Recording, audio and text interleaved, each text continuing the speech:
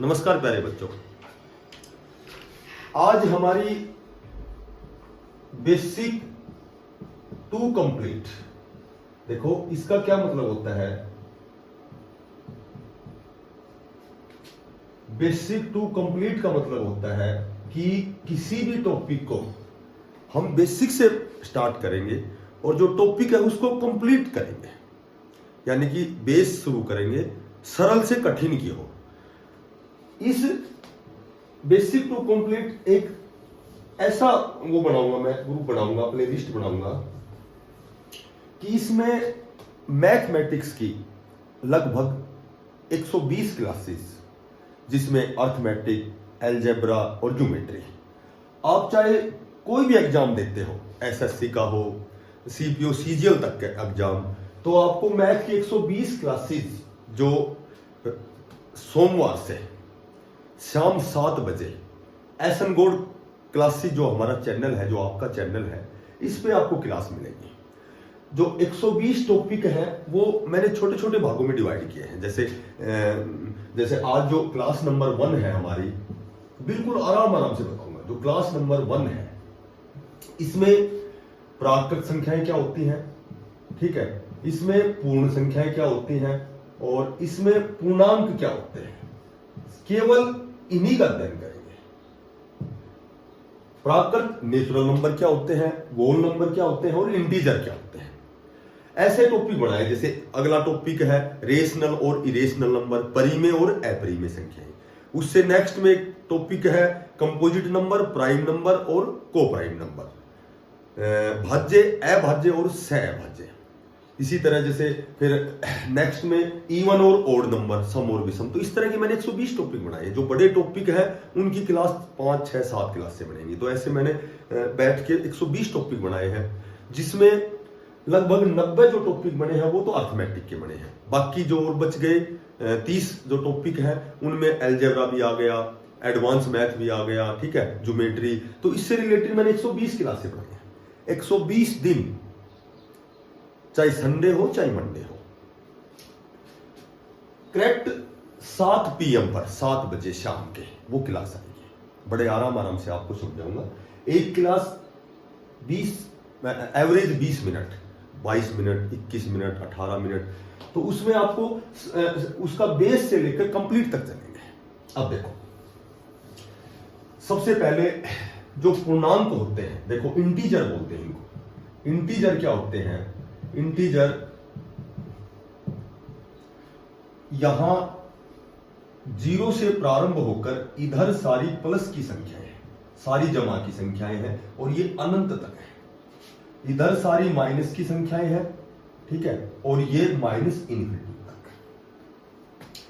तो सबसे पहले तो आपको ये ध्यान रखना है कि जो पूर्णांक होते हैं इनको हम जेड से डिनोट करते हैं, जेड से निरूपित करते हैं, ठीक है। पूर्णांक को जेड से निरूपित करते हैं। अब जो 0 है, 0 न तो धनात्मक होता है, न तो जमा का होता है, न माइनस का, न ऋणात्मक होता है। तो 0 सबसे छोटी पूर्ण संख्या 0 होती है, ठीक है। सबसे छोटी जो पूर्ण संख्या होती है वो 0 होती है।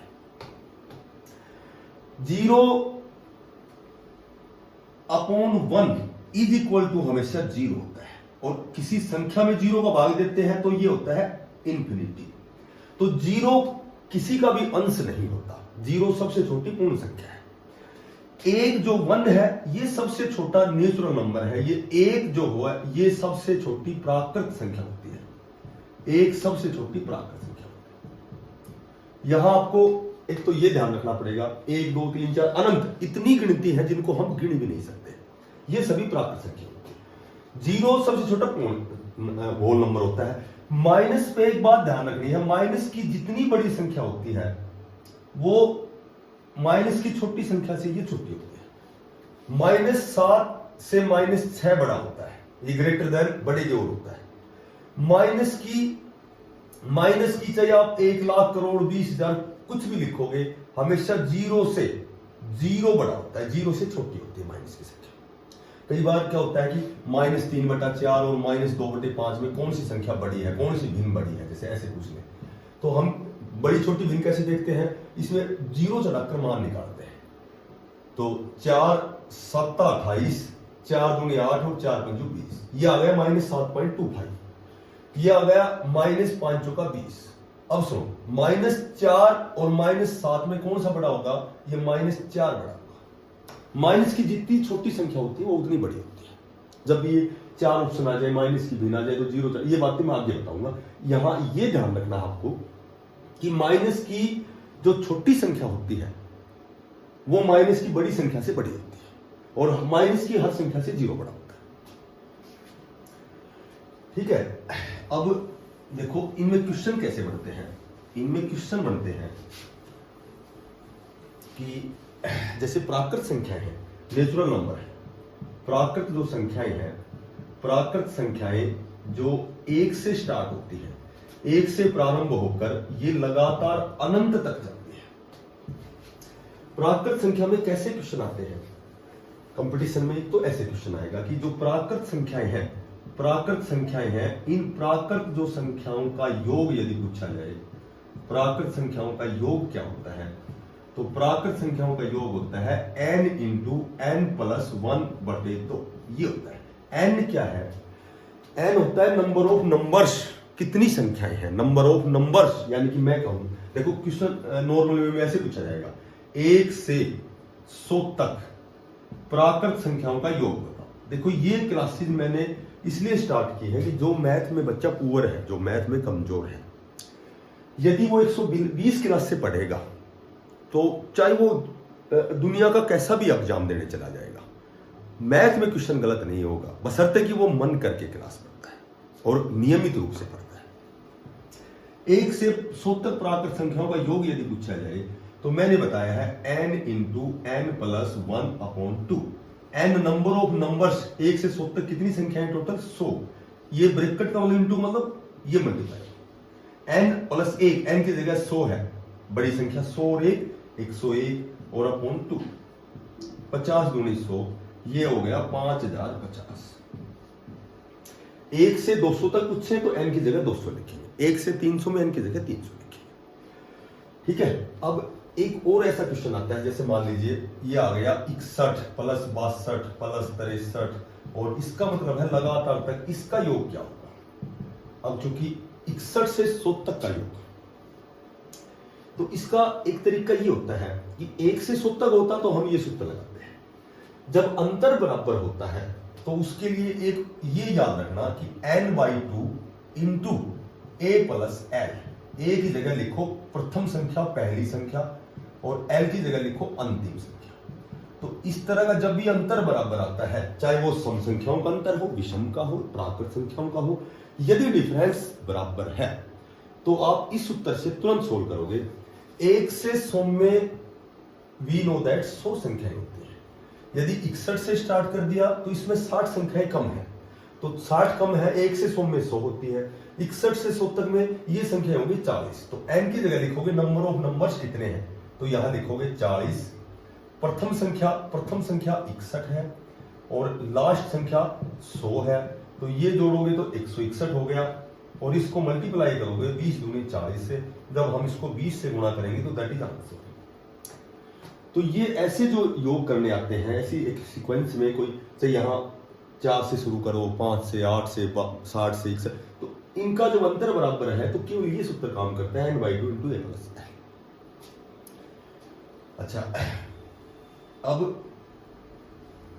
एक इस तरह का भी योग आता है प्राकृत संख्याओं में, जैसे हमें दे दिया 1 plus 2 plus 3 plus plus plus plus, यहां दे दिया हमें 500, यहां दे दिया 499 प्लस 498, और इसको ऐसे जमा जमा जमा जमा 2 प्लस 1 तक ले जाओ।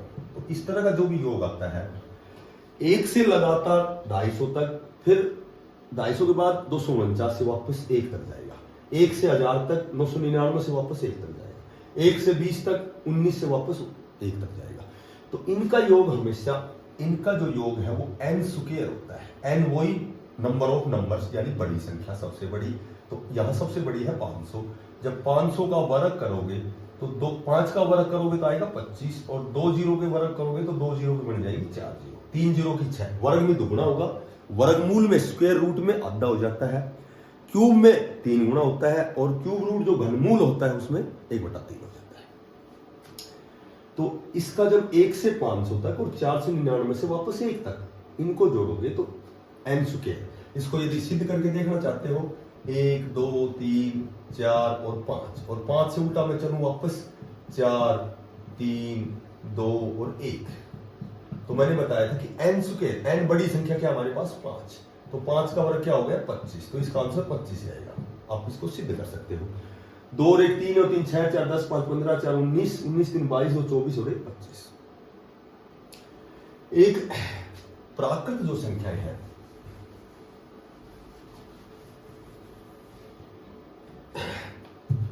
प्राकृत जो संख्याएं हैं, कई बार ऐसे आता है कि 3 प्राकृत संख्याएं हैं, 3 प्राकृत संख्याएं हैं, 3 प्राकृत संख्याओं के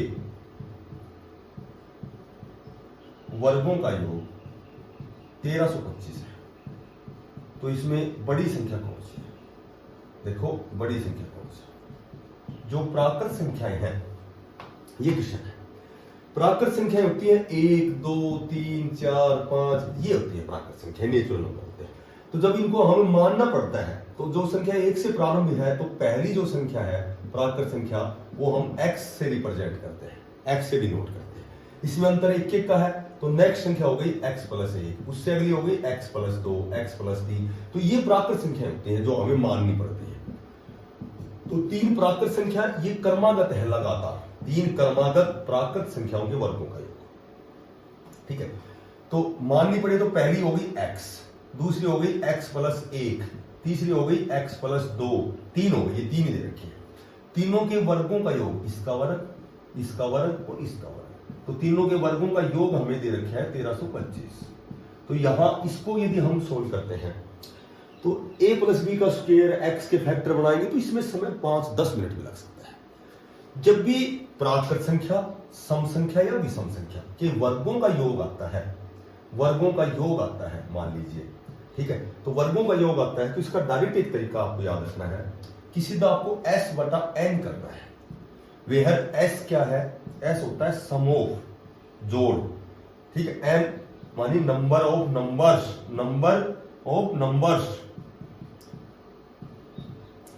सीधा जो योग दे रखा है इसमें तुम्हें n का भाग देना है, नंबर ऑफ नंबर्स कितने हैं, यानी कि 3 संख्या है, 3 का भाग देना है। 3 चौका 12, 1 बच गया, 3 चौका 12, और यहां 5 है तो 3 एकम 3, यहां शेष रिमाइंडर 2 बच गए, उसको छोड़ दो।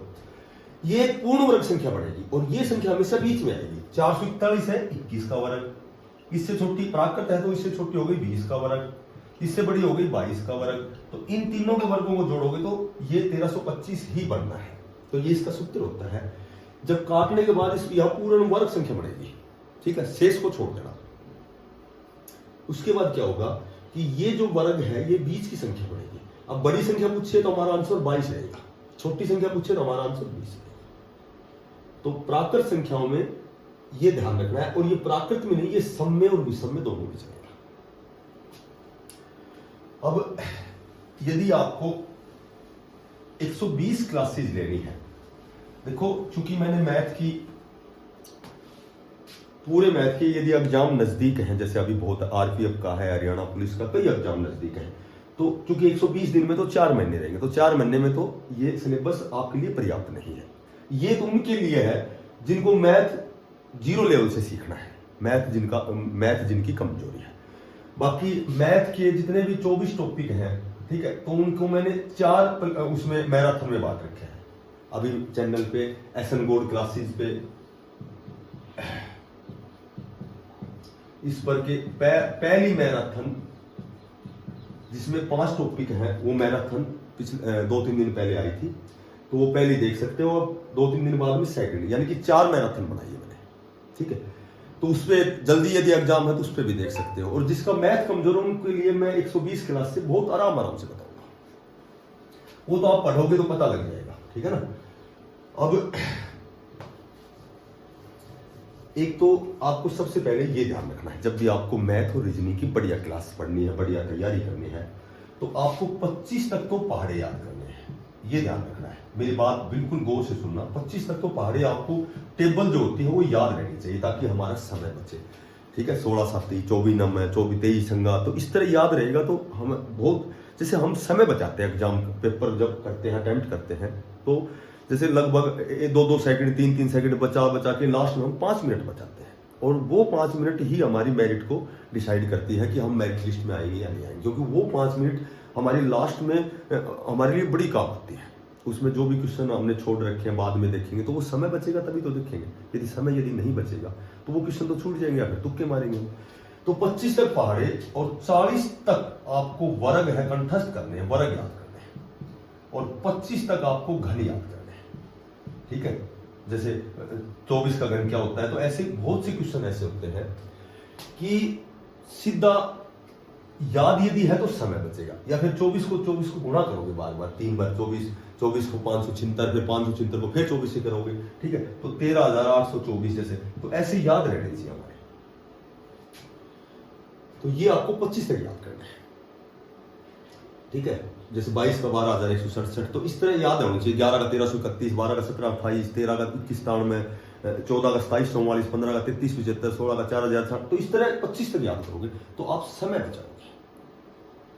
एक आपको ये याद रखना है कि बेसिक सी बात ये भी ध्यान रखनी है, 1 से 100 तक हम जब, पहले तो 50 तक याद रखें, 1 से 100 तक जब भी हम गिनती लिखते हैं, ठीक है, तो प्रत्येक अंक गिनती लिखते हैं, तो जो प्रत्येक अंक है, प्रत्येक अंक 20 बार आता है।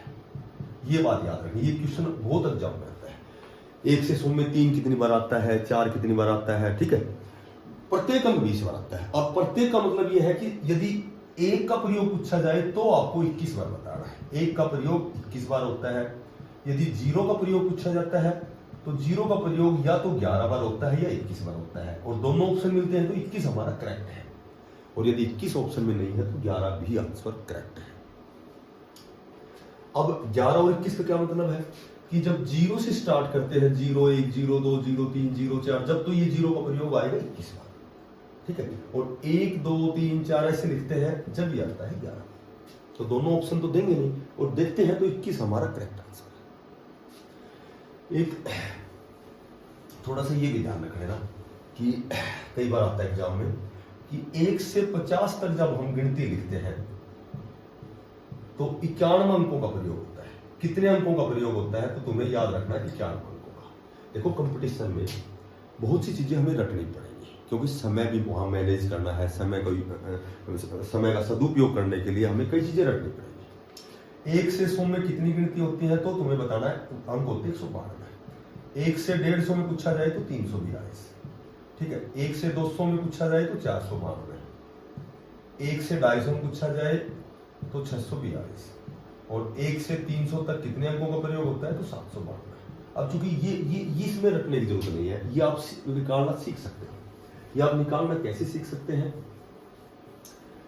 कि 1 से 50 तक तो आपके याद है क्या है, कैसे हैं, जैसे 1 2 3 4 5 6 7 8 9 10, ये तो हो गए 11 अंक। 11 से 20 तक लिखोगे, 11 से 20 तक लिखोगे तो ये कितने होंगे, 2 4, यानी कि एक संख्या में 2 अंक होते हैं, तो ये 10 संख्याएं हैं, तो ये कितने हो गए, 20 अंक। 21 से जब 30 तक लिखोगे तो भी 20 अंक, 31 से 40 तक लिखोगे तो भी 20 अंक, और फिर 41 से 50 तक ये भी 20 अंक। तो 20 40 60 80 और 11 51 अंक। सिर्फ तुम्हें ये 2 याद रखने हैं बस, 1 से 50 तक 91 और 1 से 100 तक 192। इनसे ही कितने भी आप अंक निकाल सकते हैं। जैसे मान लिया आपसे पूछ लिया 1 से 180 तक कितने अंक होते हैं, तो आप कैसे बताओगे, जब आपको पता है कि 1 से 100 में 192 अंक होते हैं, तो आगे जब 100 से आगे संख्या लिखोगे, 101 से स्टार्ट करोगे, 101 102 103, तो हर संख्या में 3 अंक बढ़ जाते हैं, ठीक है। 104 105, जैसे संख्या तो ये 5 हो गई, लेकिन एक संख्या में 3 अंक है तो ये अंक बढ़ गए, 5 दिया 15। तो 1 से 180 का मतलब 1 से 100 तक तो हमें पता है, और अब संख्या ऊपर होगी 80, और 3 अंकों की संख्या में 3 अंक बढ़ते हैं, एक संख्या में 3 अंक बढ़ते हैं, तो 80 जो 1 से 180 तक संख्या, 80 संख्याओं में टोटल अंक बढ़ गए 240। 1 से 100 तक 192 और 80 में अंक हो गए 240। तो 1 से 180 तक ये अंक हो जाएंगे हमारे पास 432। तो ऐसे 150 में निकाल लो, 200 250 ऐसे निकाल सकते, ये रखने की जरूरत नहीं है। ठीक है, ये सिर्फ 1 से 50 तक और 1 से 100 तक। ठीक है, तो आज की जो पहली क्लास है उसमें केवल प्राकृत संख्याओं के बारे में बताया है। पूर्ण संख्याएं ध्यान रखनी है, और पूर्णांक क्या होते हैं, इंटीजर क्या होते हैं, बोल नंबर। जीरो जो होता है वो सबसे छोटी पूर्ण संख्या होती है। जीरो को हम नोट भी कहते हैं, नोट। जैसे मैं कहूं कि A0, तो इसका मतलब क्या हो गया, A नोट हो गया। A0 मतलब A नोट हो गया। तो A को हम नोट से भी रिप्रेजेंट करते हैं, डिनोट करते हैं। पूर्णांक जितने भी हैं उनको, जो इंटीजर होते हैं उनको Z से निरूपित करते हैं। तो पहली क्लास में केवल मैंने सामान्य से धीरे धीरे ये तीन चीजें बताई हैं।